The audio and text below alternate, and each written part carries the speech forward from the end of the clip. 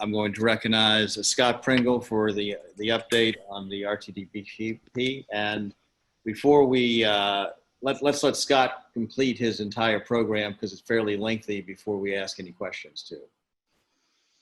Thank you, Mr. Chair. Good morning, board members.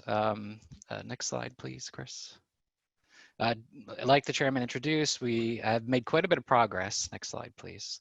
And so we're going to walk you through a number of different items this morning. But before we get into where we've come from and where we're at today with the project, I do want to talk a little bit about where we're going. We're planning on coming back to you in January to discuss a recommended alternative in the hopes of taking that alternative to FTA for potential consideration into their federal grant program. So that is what we're working towards right now. And to that end, we actually have our first introductory meeting with FTA, October 28th. That's with the Atlanta regional offices. So we'll also let you know some of the feedback we're getting from FTA as we introduce the RRT project concept. Next slide, please. So one of the first items on the agenda we want to cover is really an introduction to the conversation on vehicles and vehicle technologies that would be appropriate for the RRT. Again, this is just the beginning of a conversation, and as we continue to make progress on this subject and bring forward recommendations, we'll, identify recommendations, we'll certainly bring them back to the board. Bill Ball from Tyndall Oliver has been spearheading this effort. He's part of the RRT consultant team. So I'm going to introduce Bill to walk you through this portion of the presentation. Bill? Thank you, Scott. Good morning, Mr. Chair, members of the board. Again, it's Bill Ball with Tyndall Oliver. And as Scott was saying, while we're doing the alternatives evaluation for RRT, we're also looking at vehicles to then correspond to what we conclude in terms of the type of services that we're offering and the audience that we're serving with that service in the future. So we've started that by looking at 9 different vehicle manufacturers to provide the different types of vehicles that are out there today. As you see from the photographs, they range from very traditional looking buses to the more stylized buses. They range in lengths and capacity and sizes, ranging up to the articulated vehicles that have up to 60 feet in length. So next slide, please. So we identified 4 key considerations. The first one we feel is the most important is the seating capacity that corresponds to the demand that we project for the service. But we also looked at 3 other important considerations as well: the technology itself, the passenger experience and the comfort of the vehicle, as well as the cost. Next slide. So we start with seating capacity. This just emphasizes the importance of understanding the ridership and what the peak load that we might expect on a given vehicle at a given point in time that the service is operated. And then we want to come up with an optimal seating capacity range to help narrow the focus for the types of vehicles that we're looking at. This illustration shows the Sunrunner bus that is being acquired for the Sunrunner service. And this has a capacity of about 31 persons, but it also has accommodations for 2 wheelchairs and 4 bicycles on the bus as well. Next slide. So when we look at ridership at this point in the current operating plan and looking at the different alternatives, we're seeing a maximum peak bus load at any given point in time of up to the range of 40 to 45. That's the maximum amount on the bus. So what we did at this point in the analysis was put together an optimal seating capacity range, about 35 to 50 as an initial way of reducing the options down to a smaller set of vehicles so that we're matching capacity to meet that demand that we're estimating. And that's being refined as we finalize the alternatives as well. Next slide. So if you look at the 9 different vehicle manufacturers on this chart, you see the range of seating capacity that those manufacturers offer from a low end to the high end and the vehicles that they offer in between as well. If you hit the next slide, Chris, you'll see that optimal capacity range that I just mentioned, 35 to 50 seats. Each of these manufacturers offers vehicles in that range. It does eliminate some of the smaller vehicles, and it eliminates the larger articulated vehicles that have the higher capacity if we base it on the seating capacity range that we've identified. Next slide. Next step was to look at technology itself. Of course, we're looking at the 5 major technologies: diesel, CNG, hybrid, hydrogen, and battery electric. And going through the pros and cons, we're not going to get into those details today, but I will mention some things about technology today. And we also want to keep tabs on the autonomous technologies for buses as well. Next slide. So if you look at the history dating back to the mid-1990s, this is the distribution of the vehicle fleets of US bus services around the United States. You can see in that yellow the amount of diesel fuel buses going down over time and the alternative fueled vehicles increasing over time. So certainly a trend in the industry is to go towards alternative fuels. And then if you look at the next slide, Chris, you also see that recent BRT projects that have been implemented around the country, most of them are looking at alternative fuels as well in terms of the type of vehicle they offer. And some of them are electric, some of them are CNG, some of them are hybrids. So there are opportunities and lessons that we can learn from other systems around the country that have already acquired vehicles recently. And I've also included the Sunrunner vehicle on this slide as well. Next slide. We also important to look at the vehicle range by technology, whether it be a tank of full fuel tank or one charge. How far can that vehicle go on that charge or tank of fuel? And it ranges dramatically from diesel down to battery electric. So we just need to keep that in mind as we plan for the type of service that's going to be operated on the corridor. Next slide. We also want to be sure that we're adaptable because we don't know exactly when we're going to acquire and when we're going to start operating these vehicles. So we want to keep tabs on technology. The future is clearly automated and electric and connected. We're not there yet necessarily for the buses that we're talking about, but by the time we acquire vehicles, maybe we will be. We just need to keep tabs on that and be adaptable if the time is right. Next slide. We also looked at passenger comfort. The main message here is that there's a difference in the types of buses that are offered. For example, if you look at commuter coaches, the seats are forward facing. They're generally more comfortable and designed for longer trips on the interstates or freeway systems.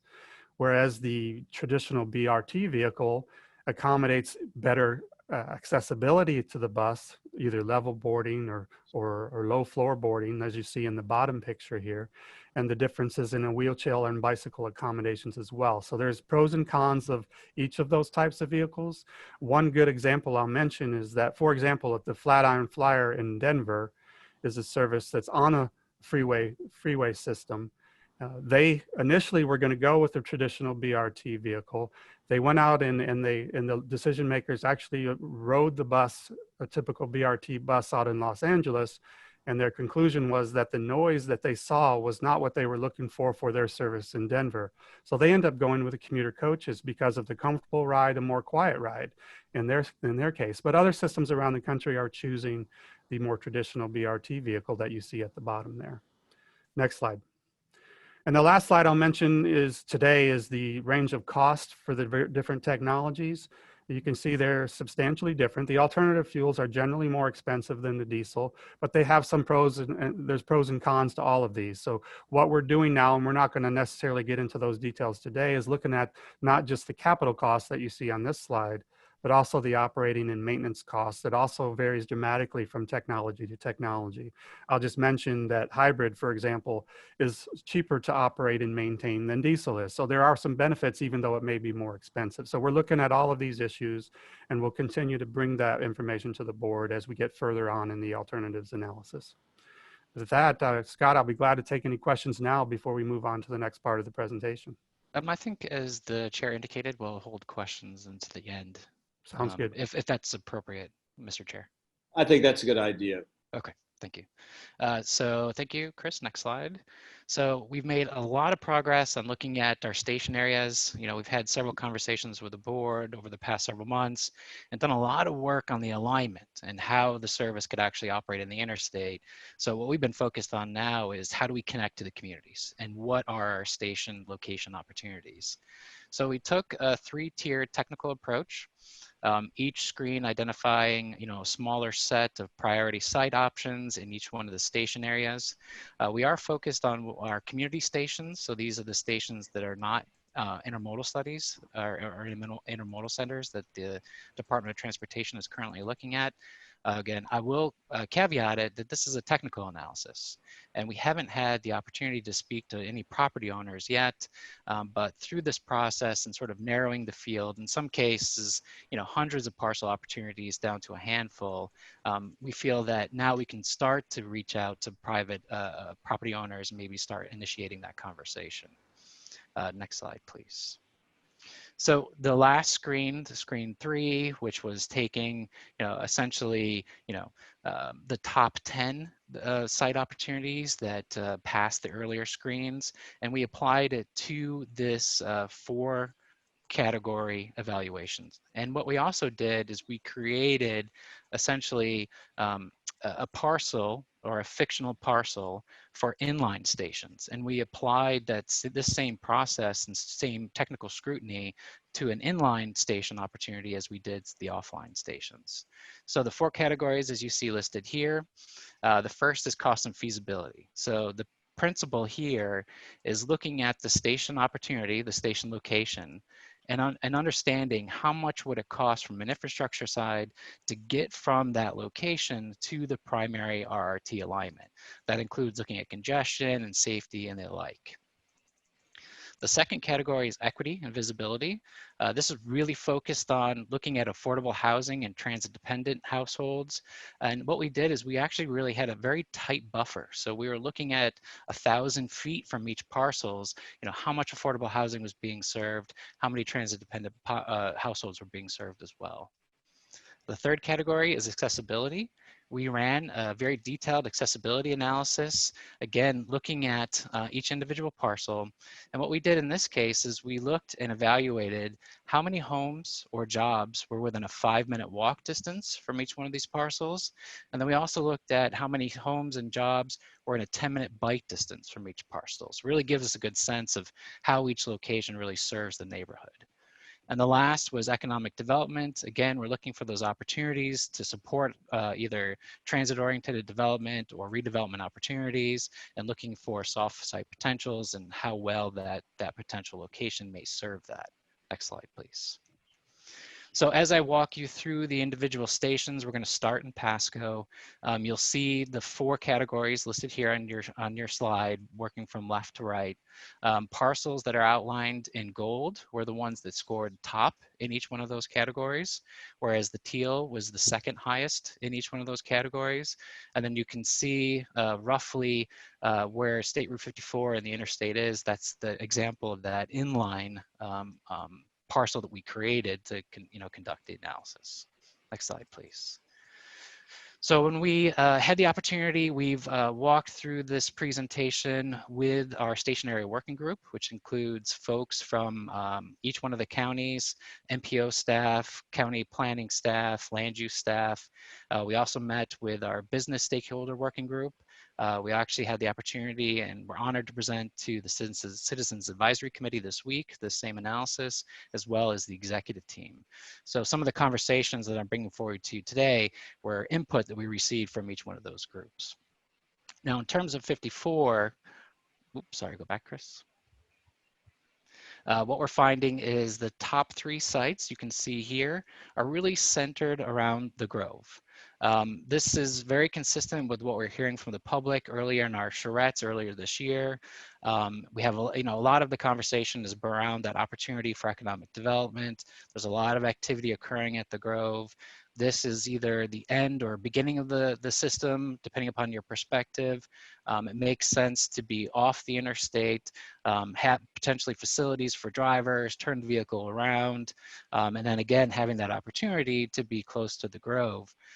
Pasco County staff was very excited about this. They have quite a bit of activity there. And this, I think, is a great opportunity for us where Pasco staff actually recommended that we reach out to the developer of the Grove and begin that dialogue and see if there's any interest there. So hopefully a great opportunity to start having this conversation around a public-private partnership for a station. Next slide, please. So again, moving further south, now we're in Hillsborough County. This is at Bears Avenue. You can see the parcels that kind of made it to that final screen and how they were scoring. The reality is what we're finding is parcels in the southeast quadrant of the intersection of 275 and Bears really had the best access and economic development opportunities, so really kind of serves the neighborhood best. Next slide. So the top three that we're advancing to the next level of analysis is one inline option. So this would be potentially on either side of the interstate. Obviously, we want to avoid any conflict with the interchange that's already there. And it does require some investment, infrastructure investment, to make that station work. But we also have two neighborhood opportunities, so offline at-grade site opportunities. Both are privately owned, so that's something we need to keep in mind. And we do have to sort of deal with the congestion during rush hour on Bears Avenue to get access to those sites. But both are great opportunities in connecting the community and economic development potential. Next slide, please. So the next station area, the community station area, is Waters Bird. Again, you can see the same process that we used for all the parcels surviving to this last screen. Next slide, please. And what we're finding is that what seems to be the most appropriate opportunity for a station is really focused on the block between Waters and Bird. So there's two options for potentially what we call an inline station, which is something that's right adjacent to the interstate. But we do have two opportunities for an offline or a neighborhood station, either to the west, where previously an old Kmart was located, or I'm sorry, to the west, and then to the east, the dog track. So great economic development potential here. Quite honestly, I think this station location has one of the highest potentials for economic development. You're close to the river, you're close to the park, a number of community amenities, great walk access, great access to transit-dependent populations. Next slide, please. So the next community station is the Heights. You can tell just by the parcels that we're identifying this last screen, very different, very small parcels, but we did run it through the same process that we did for all the other station areas. Next slide, please.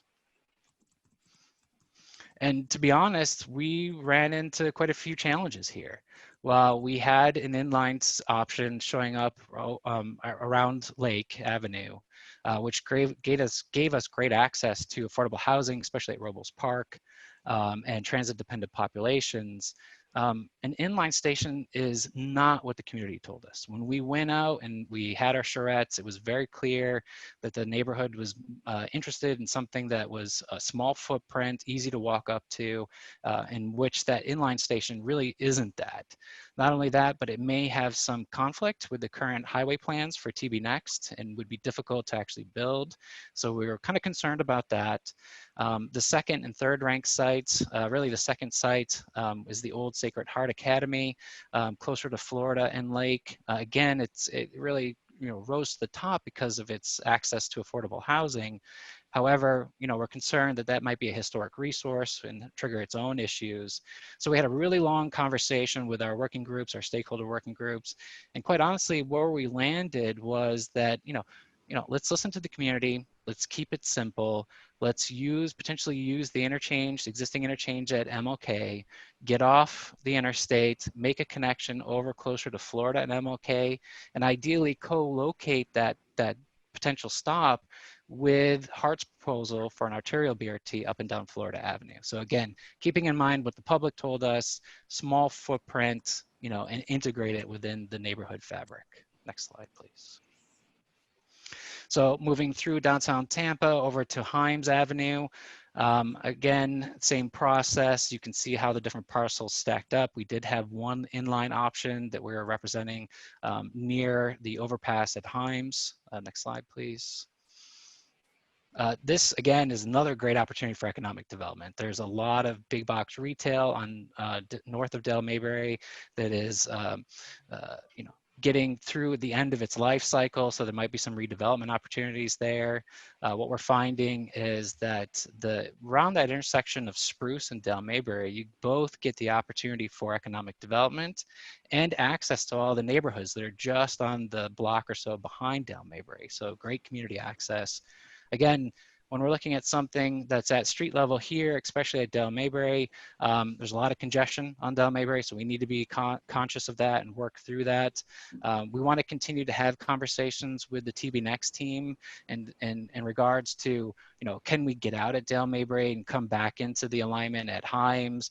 Maybe there's an opportunity for some connections both north and south of the interstate. For example, if the developers at the Midtown development were interested in having a connection, maybe we have some options there. But we also identified the inline station at Himes as something that we'd like to move forward. Although recognizing that probably this inline station would represent the highest level of investment of any inline opportunity that we have across the corridor. Next slide, please. So moving through West Shore Intermodal Center, jumping over to Pinellas, again, same process, walk through the 4 different categories. Next slide, please. And the 3 that we'd like to advance here, you can see them on your screen. We have 2 neighborhood stations ranked first and second, and then an inline option. The inline option is at 62nd Avenue. Again, could be something that's immediately adjacent to the interstate.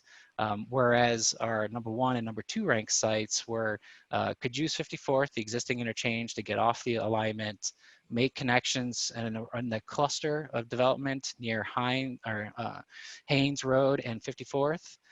Again, a lot of the benefit to that particular area is getting access to the neighborhood, walk access, bike access, and the like. So as we continue through this evaluation, you'll see we have a variety of different opportunities, both in neighborhood, at street level, and inline. We're going to continue to evaluate each one, and really the conversation is going to be around operational efficiency, which is what the inline stations provide us, versus integration and effectively serving the neighborhoods, which a lot of these offline or neighborhood stations will provide us. Next slide, please. So as you can see, we made quite a bit of progress on the station locations. The next step is developing a series of architectural design concepts for each one of these stations. Again, just like the vehicle conversation, this is the beginning, not the end. These are not what we're recommending at this time in terms of architectural styling, but you can kind of see where we're headed in terms of the design of each one of these stations. They will certainly be refined, and the idea is that ultimately we have essentially one architectural palette that represents the project across the entire system, and that we have different levels of or sort of footprints for these stations. Footprints that fit well into a neighborhood, or footprints that fit well into the interstate environment. So right now we've got 3 prototypes. You can see the 3 neighborhood prototypes listed there, and 2 inline prototypes. Next slide, please. So this is an example of a very small footprint station architectural style. Again, this is something that could actually be fit within the existing right-of-way for a local street, a very small footprint. But again, we're going to make sure that we're including all the passenger amenities, off-board fare collection, real-time passenger arrival information. We even have an iconic mast so that, as people are moving through the neighborhood, they can clearly see where the station is. Next slide, please. Now this is a little larger footprint, could be something still at street level in a neighborhood, but it might be part of one of those parcels that we were just talking about. Again, a lot of the conversation is making sure that we provide that comfort for the rider and protect them from inclement weather. You can see the different architectural styling here in this concept. Next slide. Same idea, neighborhood station, a little bit different style. Again, you can see how we're kind of working through a couple of different architectural concepts as well for these stations. Next slide, please. So now we move into the inline options, station options. This is a great example of what a station could look like if we do have that boarding and alighting platform adjacent to the interstate, whereas you have folks getting on in the vehicle up at the interstate level, but yet you have this opportunity to carry that facade down to street level and potentially have some room for a coffee shop or some first floor retail and great accessibility from that local street access point.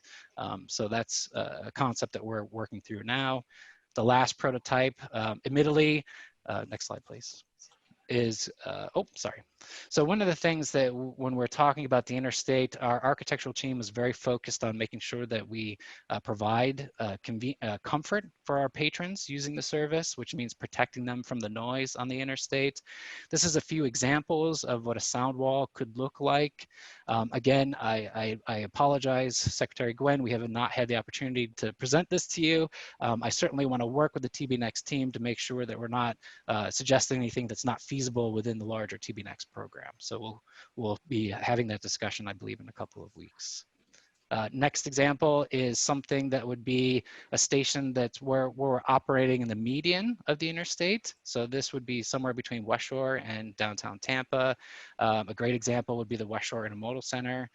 Again, from the architectural team's standpoint, the focus was on that rider convenience. So you can see it's a fully enclosed loading and unloading area with sliding glass doors. Again, this is very rough, but you can kind of see where we're going in terms of architectural styling. Next slide, please. So the last item on the agenda is giving you an update on our parking needs for the project. I recognize that this comment and conversation has occurred several times over the past several months. We started off with 7,000 plus parking spaces per rider, moved our way down to 38. Those were really placeholders. We were just looking at having enough spaces for the riders because we hadn't got to that point in the process where we could really dig into the details and start going through station by station and really understanding what the parking needs may be. So we've done that. And what we've identified is we feel we could potentially need about 800 to 1,400 total parking spaces to serve the RRT project. And we've done that by evaluating, again, the ridership needs, but then start looking at the neighborhood context and, of course, what we heard back from the public. Next slide, please. Oop, back one, thank you. So it's a data-driven approach. Again, looking at national best practices. We looked at a number of different national examples. We can provide those references if you're interested. But then the next cut was, again, looking at the neighborhood. So we looked at automobile ownership in each one of the neighborhoods. Obviously, if a neighborhood really isn't reliant on the automobile for mobility, then we don't need as much parking. Whereas in the same vein, when you're looking at what we anticipate for folks walking or biking to a station, again, we don't need quite as much parking in those areas. So it helped us sort of toggle different factors of parking needs.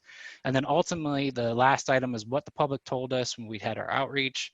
And what this did is we listened to the public, and in some cases, we either capped parking needs based on the public's input, or we actually provided minimums. Because, for example, in Pasco County, there's a lot of conversation that they needed parking because they anticipated driving to the station. So we did that. Next slide, please. So this is just a quick example of that automobile ownership. You can see both in Pasco County and in Pinellas County, especially the Gateway area, where our higher automobile ownership neighborhoods, whereas when you get into the urban area, everywhere from Birds to West Shore and 62nd to downtown St. Pete, those were lower ownership station areas. This is our walk bike access. Again, no surprises here. More of those urban stations had a greater degree of walk bike access. So again, didn't need quite as much parking in each one of those station areas. This is the input we got from the public in terms of what their choices were, in terms of the amount of parking, their first choice, second choice. Again, that's what helps set us up for determining, minimum parking spaces or maximum parking spaces. Again, Pasco is a great example of minimum where they really wanted to see parking, whereas the Heights neighborhood, we heard very clearly from the community that they wanted to maximize the amount of parking and keep that smaller footprint, as I discussed previously. Next slide, please. So this is how the needs, what the data is telling us, station by station. You can see really from the USF area north is where we need more parking, as you would anticipate. Whereas the Gateway area also, we're anticipating a need for quite a few parking spots there. But then again, in the urban areas like downtown St. Petersburg or downtown Tampa, where folks are using a lot of other modes to get access, we don't have as much parking need there as well, including the Heights neighborhood. Next slide, please.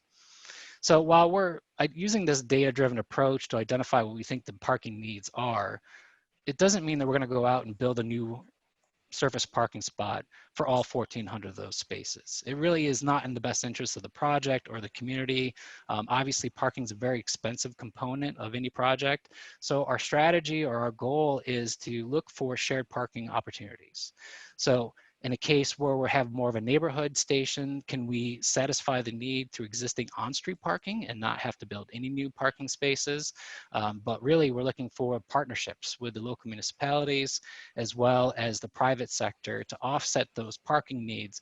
Again, like a partnership with the private sector, great example.